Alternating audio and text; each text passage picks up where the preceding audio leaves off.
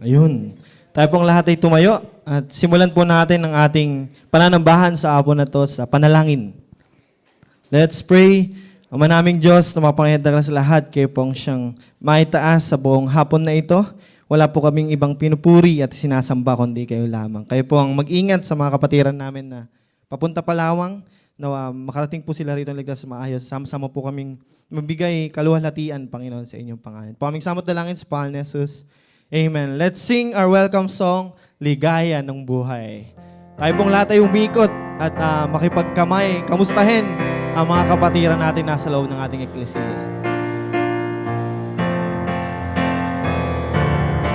Let's sing this song, Ligaya ng Buhay.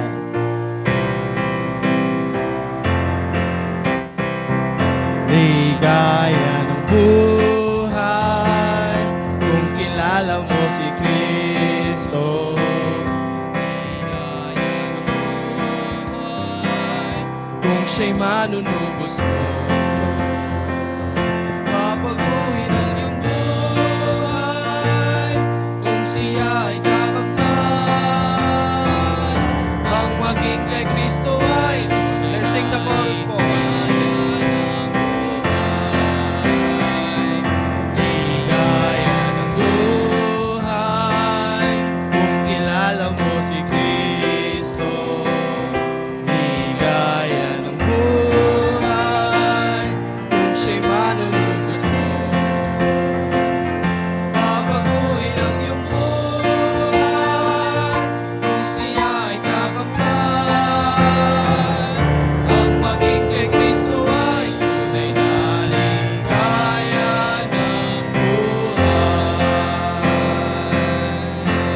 Let's sing our first song, Standing on the Promises. Nakakatuwa pong kumapit at manatiling nakatayo sa pangako po ng ating Panginoong Jesus. Let's sing this song, Standing on the Promises.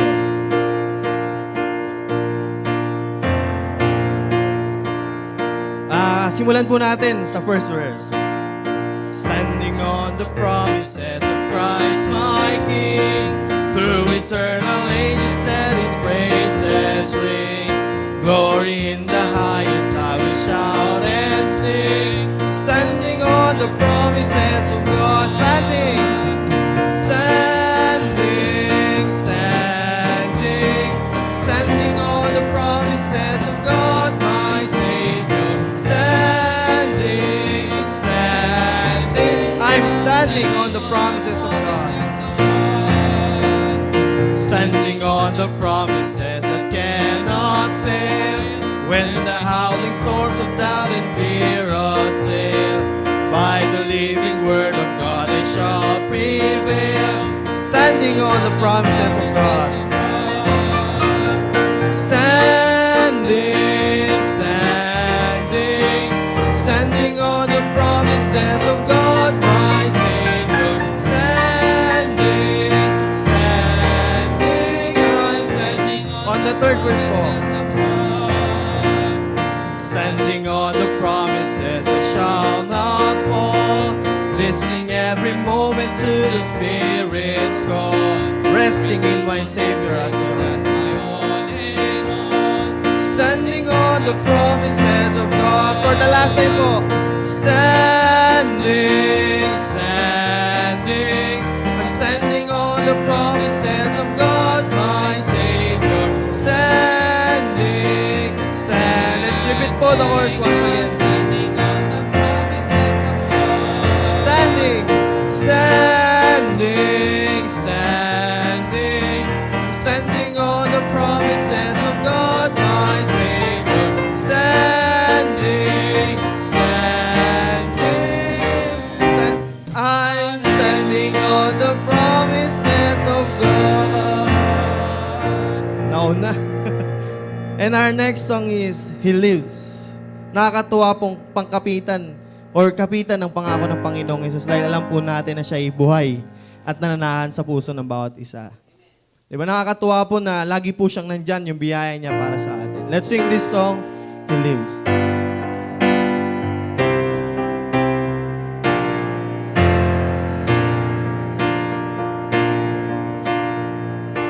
For risen Savior, He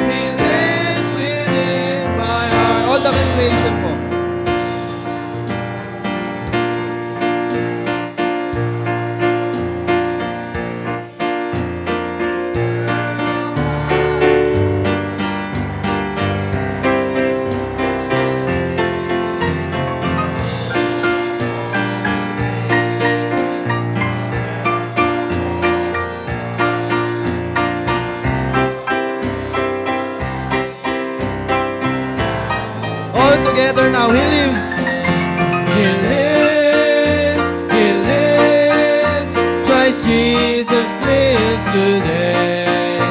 He walks with me and talks with me along life's narrow way.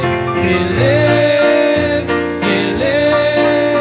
salvation to impart. You ask me how I know He lives within my heart. And our last song po is Grace Alone. And sa lahat po ng pagsubok, sa panghihina, tanging ang biyaya niya lamang po ang makakapagbigay ng kasapatan na magiging source po ng kalakasan natin ay ang kanyang biyaya lamang. Kantahin po natin to Grace Alone.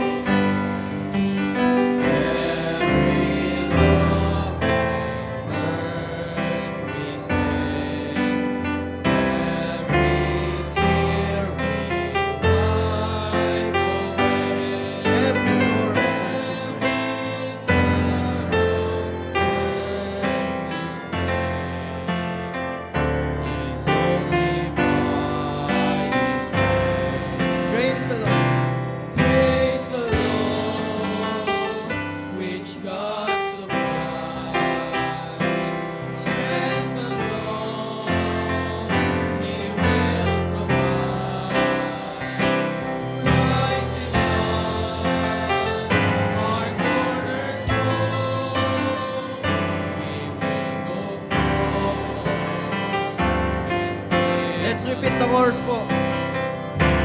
Grace alone, which God supplies. Strength unknown, He will provide. Christ in us, our cornerstone. He will go for, we will go for.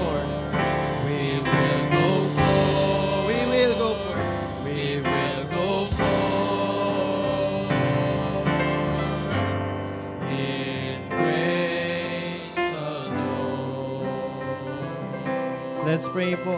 Manaming Diyos, mapanginoon taklas lahat, maraming salamat po sa biyaya niyo, Panginoon, na patuloy na nagbibigay sa amin ng kalakasan, ng drive, Panginoon, ng fuel, ng passion, Panginoon, pang patuloy sa paglilingkod sa inyo. Maraming salamat po sa pangako niyo, Panginoon, na mananatiling totoo at tapat sa buhay ng bawat isa, maging sa aming eklesiya. Salamat po dahil kayo'y nabuhay muli, Panginoon, nanahan sa aming mga puso't buhay, Panginoon, mga puso't isipan, Panginoon, na ang biyaya nyo, ang buhay nyo, Panginoon, naging patotoo sa lahat ng tao, Panginoon, sa aming eklesiya, kung paanong handa kayong ibuwis, Panginoon, lahat para sa amin. Ito pang makasama namin kayo, Panginoon, sa langit, Panginoon. Wala pong ibang maitaas at mapuri ngayong hapon, kundi kayo lamang, kayo pong siyang magbigay ng karunungan, kaalaman sa mensahero na gagamitin nyo ngayong hapon. Wala po siyang ibang mapuri at makita, Panginoon, kundi ang inyong presensya at inyong biyaya sa aming kalagitnaan. Ito po aming samot dalangin sa pangalan ni Jesus. Amen. Let's remain standing po for our Bible reading.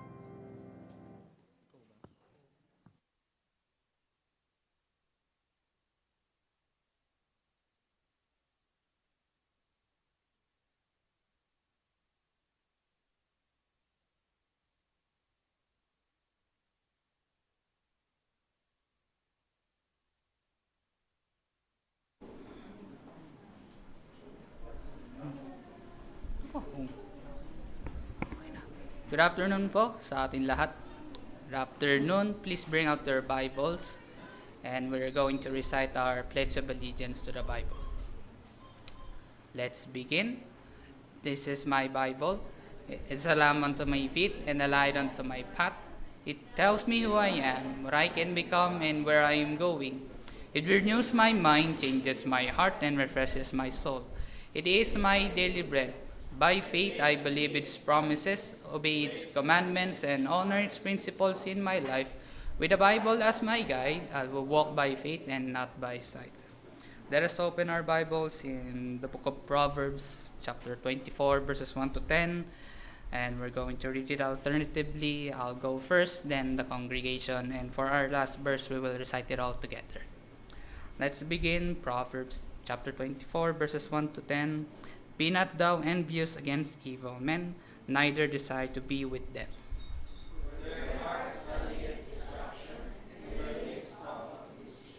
True wisdom is an house builded, and by understanding it is established.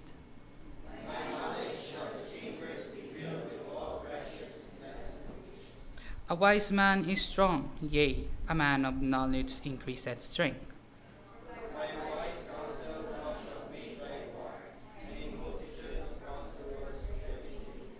Wisdom is too high for a fool, he openeth not his mouth in the gate.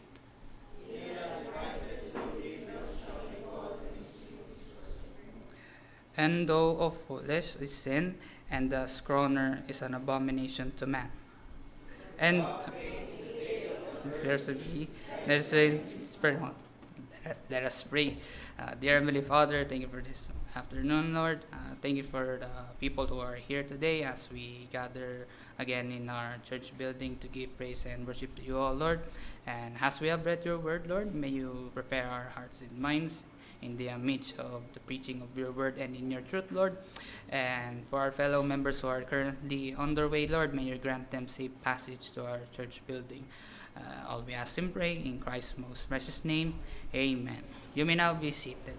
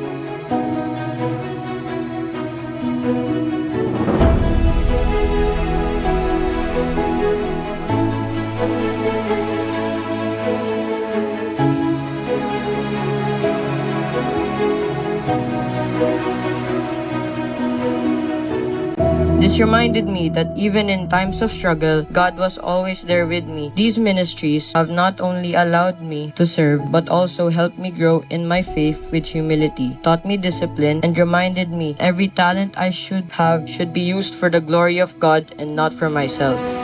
Sino mang tinatawag ng Panginoon ay pinupuspos niya ng kakayanan. Nagiging karapat-dapat tayo kung ang ating iisipin ay kanyang luwalhati lang ang dahilan sa ating panawagan. And if the Lord would find you karapat-dapat, worthy of the call,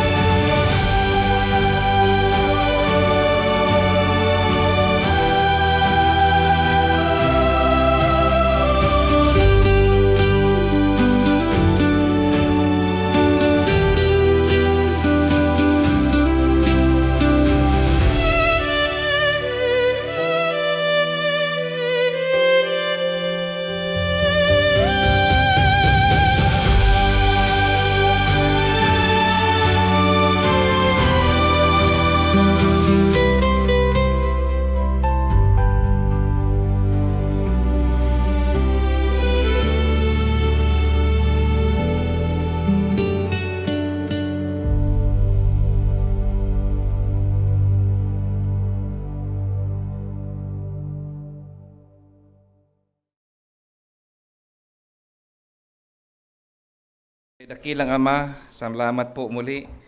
Narito kami sa inyong bahay-sambahan, makikinig, matututo, mag-aaral ng iyong salita. Kami ay patuloy na magpapakumbaba sa inyong kalooban. At sa inyong salita, Panginoon, ito'y aming gabay. Tanglaw namin ito, Panginoon, sa pakikipagbaka namin dito sa sanlibutan. Ang inyong salita ay aming panangga sa lahat ng mga kasalanan, Panginoon. At ang inyong salita ang siya nagpapatibay sa amin sa pagtitiwala sa inyo. Pagpalain niyo po, Ama, ang hapong ito, ang aming fellowship, meetings, whatever, mga plano at balakin. At higit sa lahat, Panginoon, ang maranasan muli namin ang iyong presensya sa aming kalagitnaan sa pamamagitan po ng inyong salita. Ito po ang aming dalangin sa pangalan ni Kristo Jesus. Amen. Amen. So please take your seat muli. Itutuloy natin yung pinag-usapan natin kaninang umaga. O nakaraang panglinggo, ang topic natin is building a happy and godly home. Ngayon po ay durugtungan natin ng dalawang salita, no? Through Christ. Okay? Building a happy and godly home through Christ. Nananatili pa rin tayo rito sa verse na ito, Proverbs 24, verse 3 and 4. Through wisdom is an house builded, and by understanding it is established, and by knowledge shall all the chambers be filled with all precious and pleasant riches. Na ulitin ko, mas kapakipakinabang tayo sa gawain sa Ecclesia kapag tayo ho ay merong specific at alam natin kung saan natin maluluwalhati ang Panginoon sa bawat areas ng ating pong biyaya na pinagkaloob sa atin ng Panginoon. Yung 7 areas of grace natin. At pag nalaman nyo, nahanap nyo kung saan nyo pwedeng paglingkuran ng Panginoon, then be an ang expert, matured, excellent sa pagkilos na yan. Kung ministry of the word, so be it, no? Ngalang hanapin natin kung saan. Dahil maganda yung hindi tayo misplaced sa kalooban ng Diyos sa ating buhay sa paglilingkod sa Panginoon. Marami na tayong malawak-lawak na ang ating pong gawain. Marami na mga avenues, areas ng ating pong ministries, no? At all you have to do ay hanapin kung saan ka magiging masaya at doon mo maluluwalhati ang Diyos. Doon ka lalago, doon ka titibay. Okay? Now, napag-usapan na natin ito at nailatag na ang tunay na masaya at makadiyos na tahanan ay hindi lamang nabubuo sa pagmamahalan, hindi lamang sa pera, hindi lamang sa magandang bahay o maayos na plano ang pagbuo ng isang pamilya. Kundi, ito'y nabubuo kapag ang Panginoong Hesus ang siyang karunungan na gumagabay. Okay? Kapag ang Panginoong Hesus ang pag-unawang nagpapatatag. At kapag ang Panginoong Hesus ang kaalamang pumupuno sa tahanan. Now, ito ang mga talata sa banal na kasulatan na magbibigay liwanag po rito, mga kapatid. Kaya pansinin uli natin ang 3 bagay na binanggit: wisdom, understanding, and knowledge. Itong 3 ito ay napakahalaga. Kaya nga po, bilang mga mananampalataya, hindi lamang po tayo tumitingin sa wisdom as principle. Okay? Hindi lamang po natin tinitingnan ang understanding as a skill. Or hindi lamang po natin inuunawa itong knowledge, inaalam bilang informasyon lamang. Ang mahalaga ay makita natin ang ating pong Panginoon. Actually, sa madaling salita, Jesus Christ is the wisdom, the understanding, and the knowledge. Mga kapatid, itong 4 na ito ay makikita natin, 3 ito makikita natin sa ating pong Panginoong Hesus. Dahil sa New Testament, ipinapakita sa atin na ang tunay na wisdom ang tunay na understanding at ang tunay na knowledge ay matatagpuan lamang walang iba kundi sa ating pong Panginoong Hesukristo. Ang bahay, ang home, ay hindi lamang built by good principles. Ang home ay built by a glorious person. At walang ibang pangalan yan sa silong ng langit, kundi ang pangalan ng ating pong Panginoong Hesus. Si Kristo Jesus po, mga kapatid. Kaya, tatlong bagay uli. Una, Christ is the wisdom that builds the home. Saan natin ito makikita? Bakit si Kristo ang wisdom? Christ is the wisdom. Sabi rito sa 1 Corinthians chapter 1 verse 24, "For unto them which are called, both Jews and Greeks, Christ, the power of God, Christ, the wisdom of God." Nakita niyo po, napakalinaw. No? Christ is the wisdom of God. Si Kristo. Kasi, ang nag-perform lahat ng kalooban ng Panginoon, si Kristo. And Christ, nasa kay Kristo ang action. Si Kristo ang nag-apply. Yung 10 Commandments na hindi natin magawa, si Kristo ang gumawa. Para sa atin. No?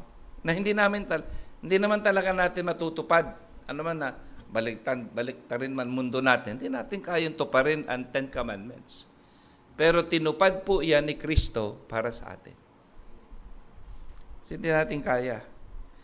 Kaya kung ang bahay ay nabubuo through wisdom, then ang tunay na godly home ay dapat mabuild through Christ. Kaya yan ang ating topic. Kanina umaga, ang topic natin, building a happy and godly home. Pero ngayon po, ang topic natin, building a happy and godly home through Christ. Okay? Hindi sapat na may bahay lang kayo. Hindi sapat na may appliances lang kayo. Hindi sapat na may family picture lang sa wall po natin, bahay.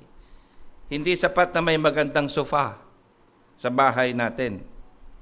Ang tanong, nasa gitna ba ng tahanan natin si Kristo? Kasi sa pamamagitan ni Kristo ang lahat.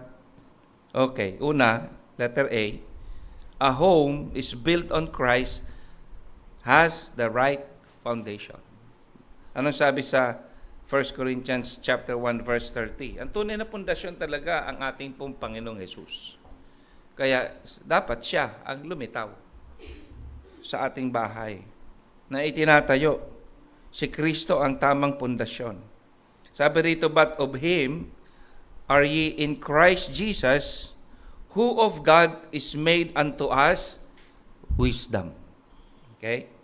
Ang ating pong Panginoong Hesus. Siya ang pinakapundasyon natin. So, hindi lamang po nagbibigay si Kristo ng wisdom, kundi mismong si Kristo ang ating wisdom. Yan po sabi niya sa verse na yan. "Oh, but of Him are ye in Christ Jesus, who of God is made unto us wisdom." Kaya si Jesus na nasa atin, the wisdom nasa atin, mga kapatid. Si Kristo mismo ang ating wisdom. Kaya sa bawat desisyon ng mag-asawa, ang dapat ang tanong ay hindi lang anong gusto ko, anong gusto mo, sinong masusunod, sinong panalo. Ang tamang tanong po, ano ang makapagbibigay luwalhati sa ating Panginoong Hesukristo? Yan ang dapat na tanongin. Kumbaga, yung sinasabi natin na kung ako si Kristo, anong gagawin niya? Kung napunta tayo sa sitwasyon na yan at ikaw si Kristo, ano kayong gagawin ni Kristo? So, mga bagay-bagay na magbibigay luwalhati sa kanyang Ama. Kaya tayo rin, ano man gawin natin, magbibigay luwalhati sa ating pong Panginoon. Kaya, build your home on Christ. Ibig sabihin, before major decisions, sa ano man, Pati problema, pray. Before spending, talk to God. Before reacting, pause. Meditate on God's Word. Kahit po before blaming, examine ourselves. Before sleeping with anger in our heart, well, ano sabi ng banal na kasulatan? Being wisdom, we have to humble ourselves. Okay? At ito ho ay natututunan ho natin. Kaya ang tahanan, built on Christ, well, hindi ho yan perfect, pero natuturuan. Nagbabago ang buhay. Unti-unti sa pamagitan ng kaalaman.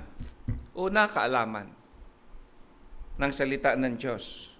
Maturuan, mabahaginan. Pagkatapos yung kaalaman, sumunod na level, kaunawaan. Kasi maintindihan mo na ang purpose, ang reason. Kaya pala. And then, ultimately, wisdom. And wisdom is the application of the Word of God, application of knowledge. Kaya po, kahit hindi ang bahay po, ang isang godly home, hindi walang conflict, pero marunong magpatawad, yun ang meron. No? Hindi pwedeng walang conflict, pero marunong magpatawad, marunong ayusin ang problema. Hindi ang bahay po, hindi walang problema, pero marunong sumunod sa Panginoon. Okay? So, Christ is the wisdom. Pangalawa, Christ is the understanding. Siya rin. That establishes the home. Ano sabi ng banal na kasulatan? Colossians chapter 1 verse 9 and 10. That ye might be filled with the knowledge of His will. Mapuspos tayo. And that is spiritual understanding. Isang galing yan kay Kristo rin. That ye might be filled. Mapuspos tayo. Mapuno ng karunungan ng kanyang kalooban in all wisdom and spiritual understanding. Ayun.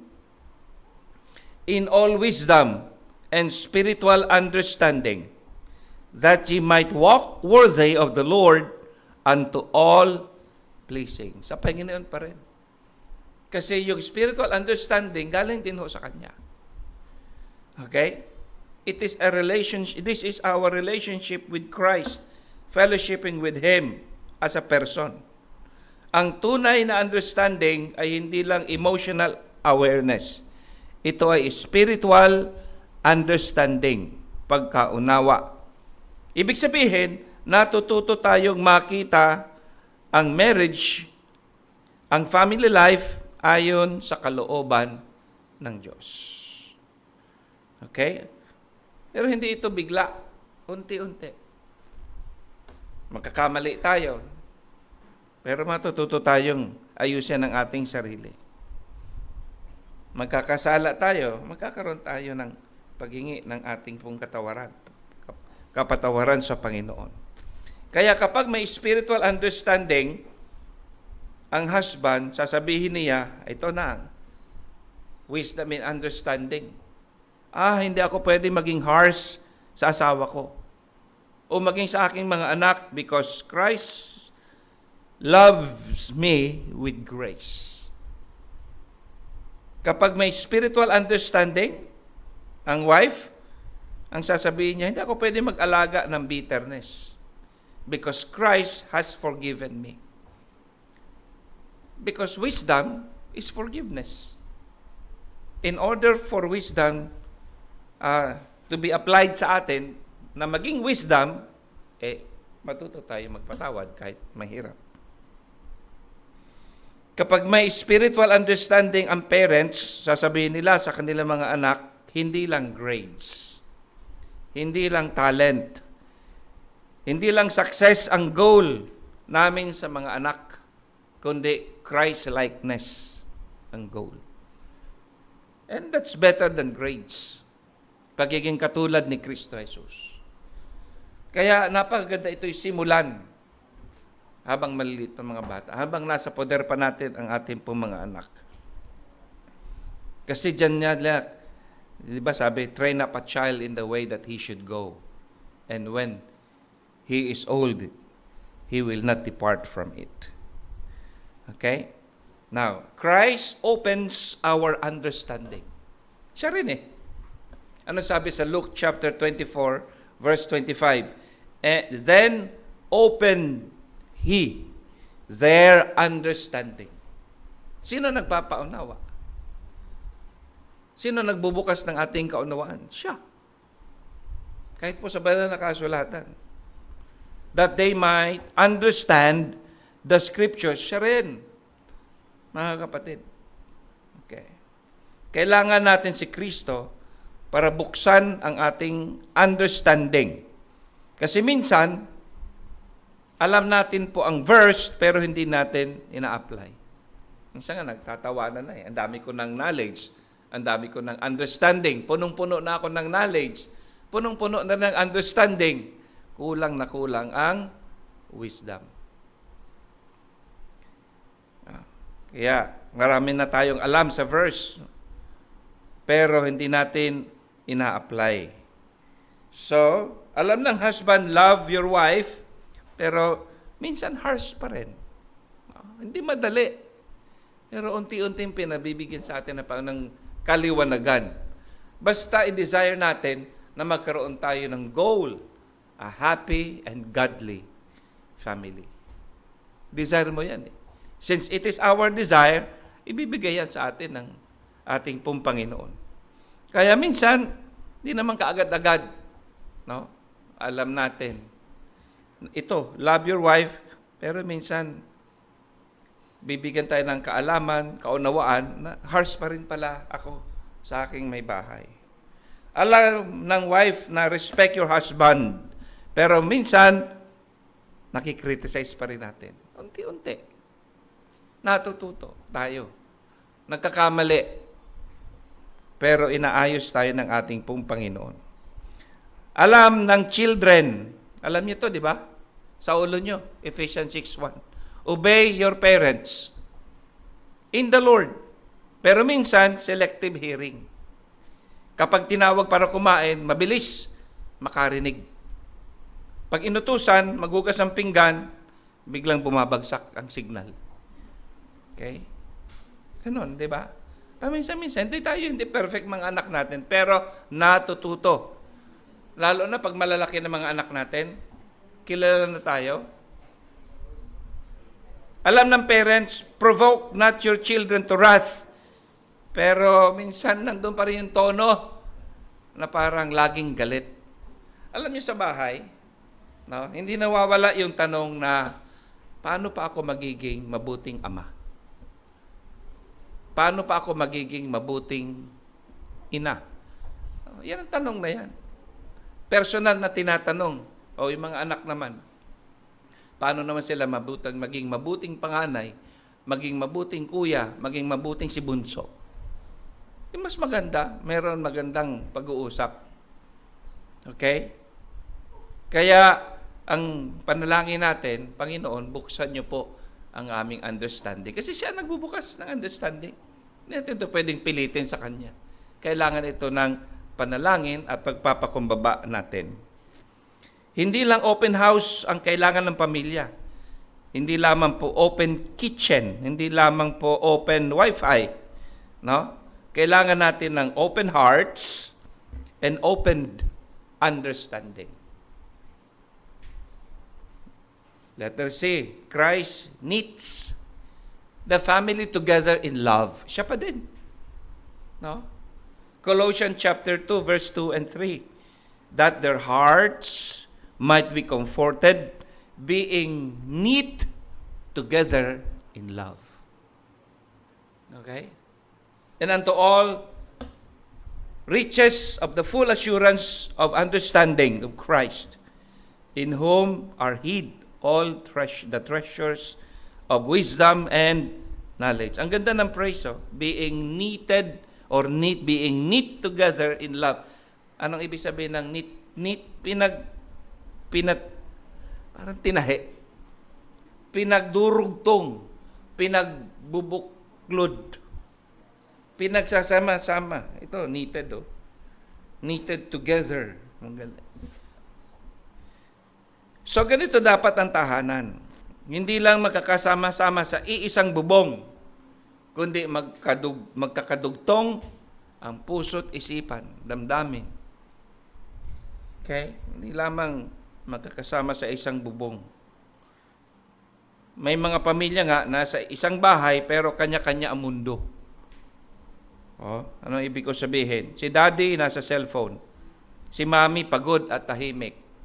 Si anak nasa kwarto. Lahat connected sa wifi pero disconnected sa isa't isa. Hindi maganda. Diba?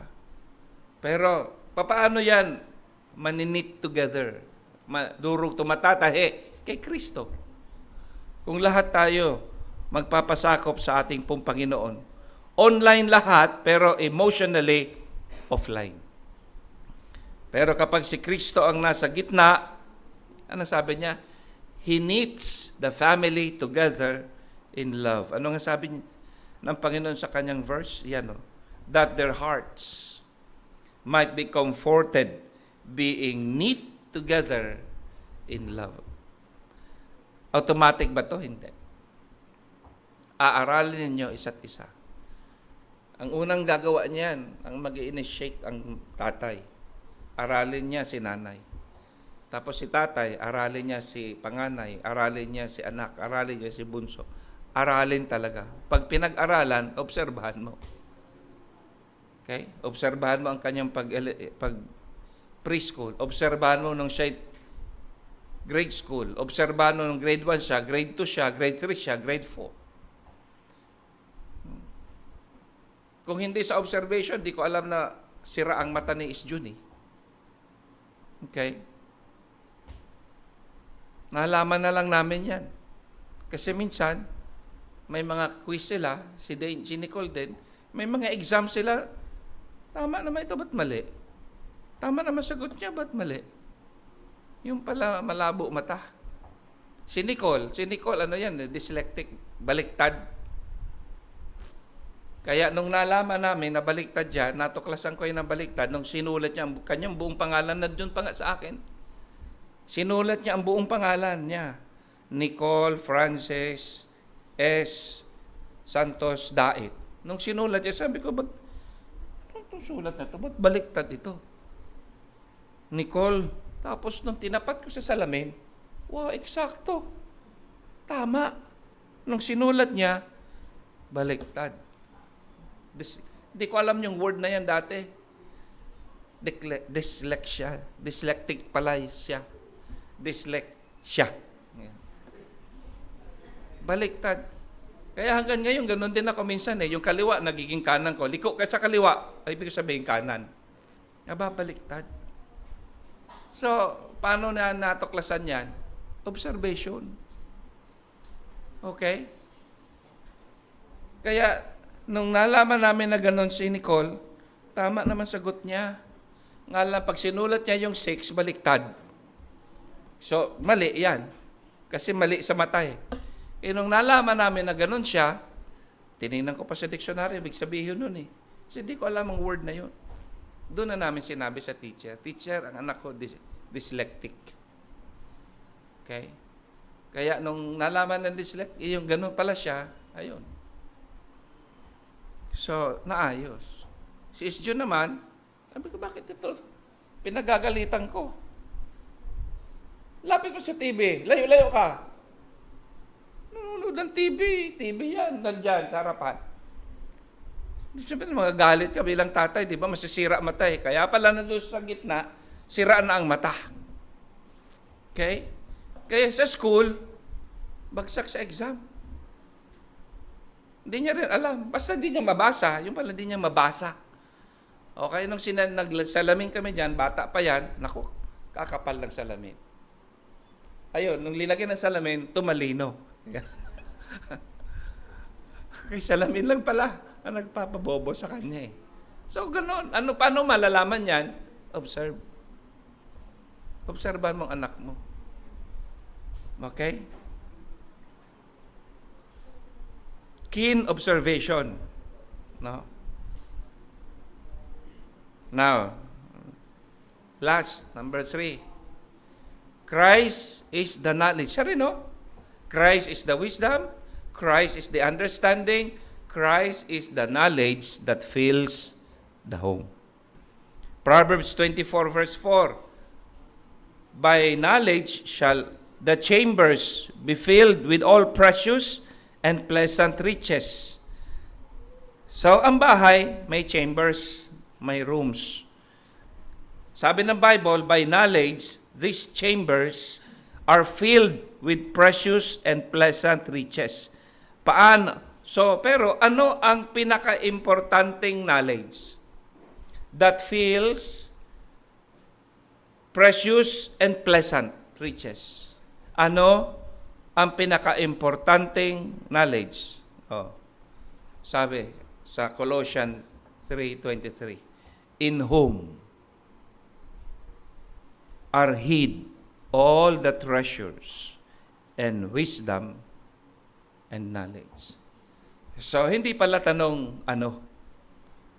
Ang tamang tanong, sino? Kasi si Kristo Jesus in whom? Speaking of the Lord Jesus Christ, sa Kanya, kay Kristo, ay nasa Kanya, hidden sa Kanya. Kaya pag tinanggap mo si Jesus sa puso mo, panalo ka na. Dahil sa Kanya, hid all treasures and wisdom and knowledge. Kay Kristo Jesus. So nasaan ang treasures of wisdom and knowledge? In Christ. Kay Kristo, sa Kanyang salita. Kaya ang tunay na riches ng home ay hindi lamang furniture.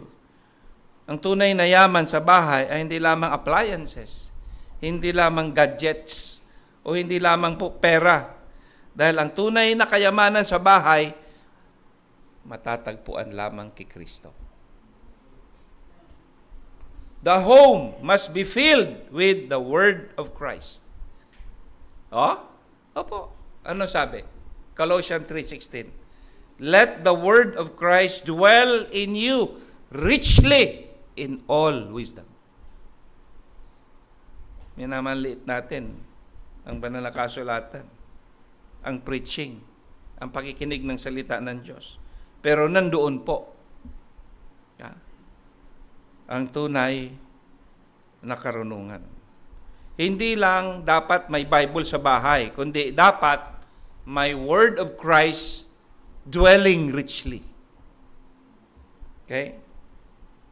Dapat ang Word of Christ, di ba, saan nakalagay doon? The Word of Christ, Let the Word of Christ. So dapat, ang Word of Christ ang gumagabay. Saan? Sa usapan sa bahay. Sa desisyon sa bahay. Sa pagdisiplina sa bahay. Sa pagpapatawad sa bahay. Sa mga priorities natin sa bahay. Si Kristo. Let the Word of Christ dwell in every chamber, in every room. Sa dining room, kung si Kristo nandyan, may thanksgiving. Sa living room, kung si Kristo nandyan, may joyful conversation. Sa bedroom, kung nandyan si Kristo, may forgiveness and purity. Sa children's room, may prayer and instruction. Sa family budget room, may stewardship and generosity. Sa family calendar, may worship, may service, may paglilingkod sa Panginoon. In every room, in every chamber, sabi niya, mapupuno ito ng preciousness, riches ng ating pong, na lahat naman yan ay nagsisimula sa ating pong Panginoon. Okay, letter B. The family must grow in the knowledge of Christ. 2 Peter, pakilabas dyan. 2 Peter chapter 3, verse 18. 2 Peter chapter 3, verse 18. In the family, we have to grow in the knowledge of Christ. Oh, malinaw, very clear. But grow in grace. Grow in the knowledge of our Lord Jesus Christ. So that's it. Andyan si Kristo mismo. Huwag lang tayong mag-grow financially. We have to grow spiritually. Huwag lang palakihin ang savings. Palakihin ang grace, ang mercy, ang humility, etc., etc. Okay? Huwag lang i-upgrade ang phone. I-upgrade din ang patience. Huwag lang i-upgrade ang appliances. I-upgrade din ang prayer life. Huwag lang i-renovate ang bahay. Ipa-renovate din sa Panginoon ang ating ugali.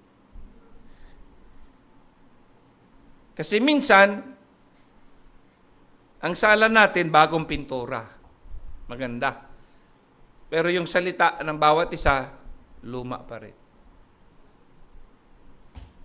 Masakit pa rin magsalita. Matalim pa rin magsalita. Kailan magbabago? Pag isinuko natin ang ating dila sa Panginoon. Okay? Let the family grow in the knowledge of Christ. Letter C. The greatest treasure of the home is knowing Christ. Yan ang tunay na kayamanan. Knowing Christ. Anong sabi rito? Philippians chapter 3 verse 8. It's knowing Christ. Knowing the Lord Jesus Christ. For the excellency. O meron pa bang tataas dyan sa excellency niyan? For the excellency of the knowledge of Jesus Christ. So, the greatest treasure of the home is knowing Christ. Ang sabi ng Apostle Paul, the knowledge of Christ is excellent. Ang pinakamahalaga ay makilala si Kristo Jesus. Yan lang Because when family knows Christ, they learn how to love, how to forgive, how to sacrifice, at lahat ito natututunan. Okay? Hindi ka agad-agad natututunan yan. How to serve, how to endure. Napansin nyo, ang ibang mga magulang ninyo ngayon lang nagiging tapat. Ang ibang mga anak natin ngayon lang nagiging faithful sa church, sa pagbibigay. Natututunan kasi talaga eh. Basta magpasakop lang sa Panginoon. Okay? Di ba maganda? Buong pamilya naglilingkod sa Diyos. Lahat kayo. Pag pumunta ng church, walang naiiwan ng anak na naglalabas sa bahay. Lahat nandito. Natututunan po. How to humble ourselves and how to begin again pag nagkulang ho tayo. So, what rooms should Christ fill? Anong sabi ulit? Proverbs 24 verse 3 and 4. And by knowledge shall the chambers or rooms be filled with all precious and pleasant riches. Kaya ang tanong, what rooms should Christ fill? Okay? Una, let Christ fill the communication room. Binanggit ko na ito kaninang umaga. A soft answer turneth away wrath, but grievous words stir up anger. Let Christ fill the forgiveness room. And be kind one to another, tender-hearted, forgiving one another, even as God, for Christ's sake, hath forgiven you. Rest assured, ang buhay po ninyong bawat isa, hindi namin pinag-uusapan sa table namin sa taas. We never criticize any one of you because that is not us. That is not me. Okay? Be ye kind one to another, tender-hearted, forgiving one another, even as God, for Christ's sake, hath forgiven you. Wala pong perfect na tatay, walang perfect na nanay, wala pong perfect na mga anak. Only a perfect Christ teaching imperfect people how to love. Kaya, wag hayaan matulog ang pride sa kama ninyo. Sino sa anak ninyo? Sino sa magkakapatid ang madalas mabilis huminga ng tawad? That's good. Okay? At hindi yung kababaan loob. Ayan, nagtataas ng kamay si Jethro. Pagpatawa daw siya. Nagayuma ko na yan eh. Nagayuma ko na yan kanina.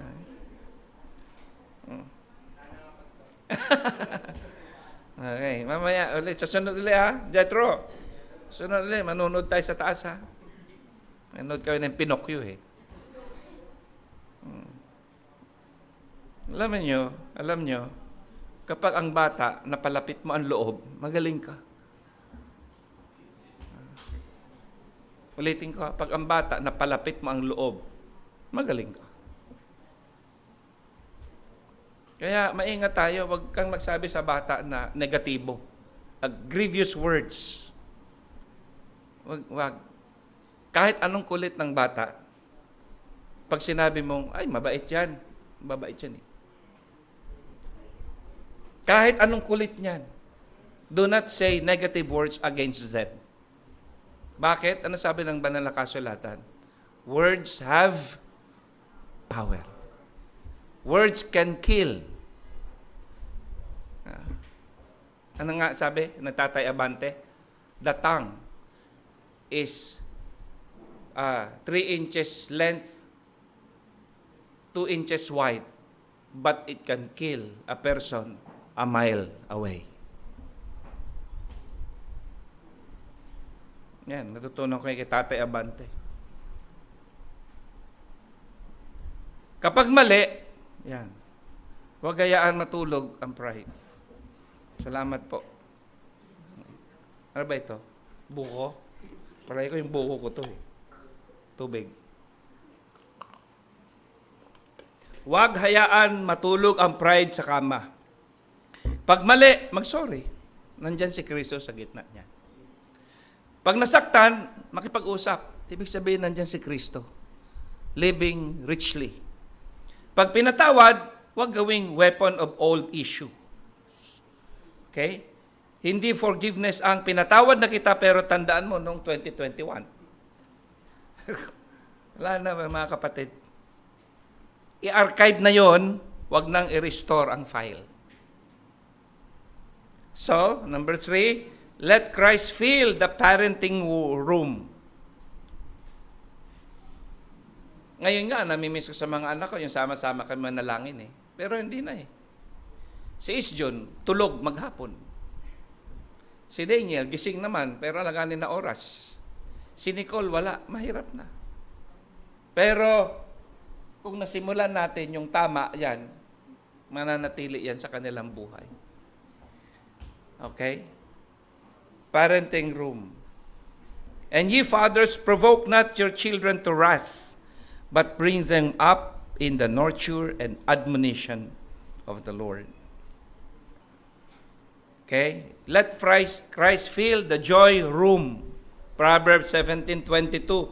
A merry heart doeth good like a medicine. No? Doing good like a medicine.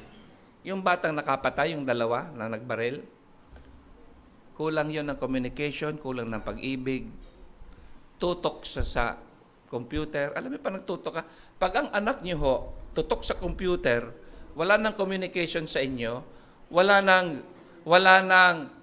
hindi mo na mautusan, red flag yan. Red flags na yan. No?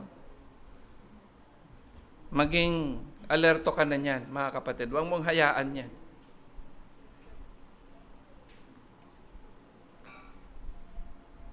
A godly home should be joyful. Hindi porke Christian family, serious lagi. No. Siyempre, may tawanan, may kwentuhan. Normal life naman eh. Ang buhay natin. Kala ng iba, hindi masaya ang buhay natin. Hindi ho. Napakasaya nga ng buhay ng mananampalataya. May bonding, may simple memories. Minsan hindi kailangan mahal ang family bonding. Kahit fishball date, kwek-kwek date, taho date, walking sa park, okay na yon. Ang mahalaga, present kayo. Ito, children may forget the price of toys, but they will remember the warmth of home. Precious golden memories. Yun ang i-build nyo sa isa't isa. Number 5, let Christ fill the service room. Anong sabi sa Joshua 24:15? But as for me and my house, we will serve the Lord. A strong family serves the Lord together. Let your children see you worship. Let your children see you pray, see you give, see you forgive, see you serve. Hindi lang Sunday faith, kundi daily faith. Hindi lang church Christianity, kundi home Christianity. Itong pulpitong ito, mga tatay, nanay, dalhin nyo sa bahay. Ang ibig sabihin, talk to them about Christ. Diba? Deuteronomy chapter 6. Because the strongest sermon child will hear is the life they see at home. Conclusion. A happy and godly home does not happen by accident. It is learned. Aralin mo yan. It must be built. It must be established. It must be filled with Christ. Why? Because Christ is the wisdom. He is the understanding. He is the knowledge. Christ is our wisdom. Christ opens our understanding. And Christ are hidden. In Christ are hidden all treasures and knowledge. Hindi po material na bagay sa mundong ito, kundi si Kristo. Okay? So, do not just build a beautiful house. Build a Christ-centered home. Do not just fill your house with furniture. Fill it with Word of Christ. Ang mahalaga, alam nyo, kahit may mga katigasan ng ulang ating mga anak, sige lang, sama-sama lang tayo sa church. Just keep on yung prayer life nyo, sa buhay nyo. Kasi magsisimula yan sa atin, mga magulang. Do not just raise smart children. Raise children who know Christ. Do not just protect your marriage with money, with plans and effort. Protect it with the presence and lordship of Christ. Alam mo, mula nung bata pa, in-offer ko ng mga anak ko sa Panginoon. Sinabi ko na talaga yan. Sa altar ng Diyos, Panginoon, kayo na pong bahala sa mga anak. Dati nang mumroblema paano makakatapos sa mga anak ko. Pag-aaral. Nagkasakit kami. Year 2000, no? Lahat may sakit. Inabutan kami ng bagong taon sa ospital. Pero ganoon talaga eh. Pag nangamba ka, Panginoon, hindi naman sa iyo ito eh. Hindi naman pala ito sa akin. Sa iyo po ito. Kaya, gawin lang natin dapat natin gawin. Ituro lang natin dapat natin ituro sa kanila. Pakilala lang natin si Kristo. That's it. The richest home, hindi yung mapera. Hindi yung maganda. Hindi yung 5th floor o 5 floors. Hindi ho yun eh. The richest home, hindi yung may mga insurance ng bawat isa.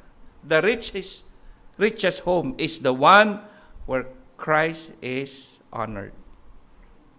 Husband and wife love each other through Christ. Children are disciplined through His Word. Forgiveness is practiced as instructed by the Lord Jesus Christ. Prayer is heard, joy is present, God is glorified. Okay? Kaya, build your home through Christ. Let Christ be the wisdom that builds it. Let Christ be the understanding that establishes it. And let Christ be the knowledge that fills it. And that's it. Okay? Ano nga uli? O, basahin natin sabay-sabay. Sa Proverbs 3:24-3-4. Simulan natin sa Proverbs 24:3-4. Ready? Go. Proverbs 24:3-4. Through wisdom is an house builded, and by understanding it is established, and by knowledge shall the chambers be filled with all precious and pleasant riches. At sino si wisdom? Christ. Basahin niyo ang book of Proverbs. Pag nabasa niyo doon ng wisdom, si Kristo yon. Example, wag na, matatagalan, wala na akong oras. But basahin niyo ang book of Proverbs, may mababasa ka doon wisdom. That is a personification of Christ. Do you naintindihan ang ibig sabihin ng personification? Ano ibig sabihin ng personification? Si Kristo yun. Okay? Subukan nga natin. Proverbs chapter 3. Proverbs chapter 3. Proverbs chapter 3. My son, forget not my law. Let thine heart keep my commandments. Verse 2. For length of days and long life and peace shall they add to thee. Verse 3. Let not mercy and truth forsake thee. Bind them about thy neck. Write them upon the table of thine heart. Verse 4. So shall they find favor and good understanding in the sight of God and men. Verse 5. Trust in the Lord with all thine heart, and lean not unto thine own understanding. In all thy ways acknowledge him, and he shall direct thy path. Next. Be not wise in thine own eyes. Fear the Lord, and depart from evil. Next. It shall be health to thy navel, and marrow to thy bones. Honor the Lord with thy substance, and with the first fruit of all thine increase. So shall thy barns be filled with plenty, and thy presses shall burst out with new wine. Next. My son, despise not the chastening of the Lord, neither be weary of his correction. For whom the Lord loveth, he correcteth, even as a father the son in whom he delighteth. Happy is the man that find Christ, the man that getteth Christ. Next. For the merchandise of it is better than the merchandise of silver, and the gain thereof than fine gold. Christ is better than silver and gold. Tingnan mo, si wisdom naging she. Wisdom is more precious than rubies. She is more precious than rubies. And all the things that thou canst desire are not to be compared unto her. Si wisdom tinawag na her. Because si Kristo yan eh. Length of days is in her right hand, and in her left hand riches and honor. Verse 17. Her ways, sino si her? Si wisdom. Are the ways of pleasantness, and all her paths are peace. She is a tree of life to them that lay hold upon her. Lay hold on wisdom. He is the tree of life. Happy is everyone that retaineth wisdom. Sino si wisdom? Christ. 19. The Lord by wisdom hath founded the earth. The Lord by Christ. By understanding hath he established the heaven. Sino ang established the heaven? Through Christ. By his knowledge, the deaf are broken up, and the clouds drop down the dew. Next. My son, Let not them depart from thine eyes. Keep sound wisdom and discretion. So shall they be life unto thee, thy soul, and grace to thy neck. Thou shalt walk in the way safely. Thy foot shall not stumble if you have wisdom, if you have Christ. Next. When thou liest down, thou shalt not be afraid. Thou shalt lie down, and thy sleep shall be sweet. Do not afraid of sudden fear, neither of the desolation of the wicked when it cometh. The Lord shall be thy confidence, and shall keep thy foot from being taken. Ano pa? Tingnan ito, oh. Withhold not from them to whom it is due, when it is the power of thine hand to do it. Asan yung ano? Wisdom is the principal thing. Asan yun? Proverbs ano yun? Chapter 4 verse 7 daw. Chapter 4 verse 7. Okay, no? Makit ko to. Wisdom is the principal thing. Ang pangunahing bagay, wisdom. Ang pinakamatayog na bagay, wisdom. Wherefore, get wisdom. With all thy getting, get understanding. Bakit? Because Christ is wisdom. Verse 7. Exalt wisdom, and wisdom shall promote thee. Wisdom shall bring thee to honor when thou dost embrace wisdom. Sino sa wisdom? Si Kristo. Yan ang personification. Okay? Hindi ko alam ba't sumakit ko to eh. Tayo po lahat tumayo. Tayo po yung manalangin. Di ba ang ganda nun, no? Wisdom is the principal thing. With all thy getting. Balikan mo nga yung verse 7. Verse 7 nga uli.